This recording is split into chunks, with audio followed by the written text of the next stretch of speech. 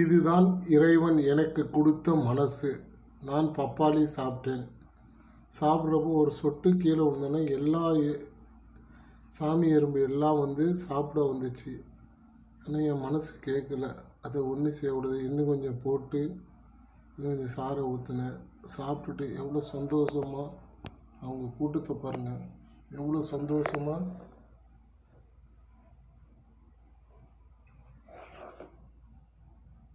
ஒரு படம் மாதிரி அவங்களுடைய வயிற்றுக்கு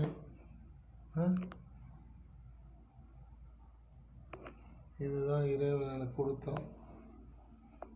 என் பிள்ளைங்க மாரி இவங்களும் என்னுடைய உயிரினங்கள் மாதிரி தான், எனக்கு சொந்த மாதிரி தான். இவங்க என் சொந்த உயிர் மாதிரி தான். இவங்களும் என்னுடைய ஜீன் தான், இந்த பூமியில் பிறந்த ஜீன்கள். எவ்வளோ பேர் சந்தோஷமாக இருக்கட்டும். எல்லோரும் மனசில் இதே மாதிரி இருங்க. எல்லா உயிரினங்களையும் மதித்து சந்தோஷமாக வாழுங்க. இந்த பிரபஞ்சத்தை படைத்தவன் நம்மளுக்கு துணை இருந்து நம்மளுக்கு நல்லதெல்லாம் செய்வார். பார்ப்போம். இதை ஒரு எறும்பை கூட நம்ம கொல்லக்கூடாது. பார்த்து சாப்பிட்டு போய் முடிஞ்சவொடனே அவங்கவுங்க வீட்டுக்கு போயிடும். வீட்டுக்கு போனோடனே நம்மளும் சந்தோஷமாக இருப்போம், அவங்களும் சந்தோஷமாக. இன்றைக்கி அவங்களுக்கு ஒரு சந்தோஷம் கொடுத்தேன். நீங்களும் பாருங்கள்.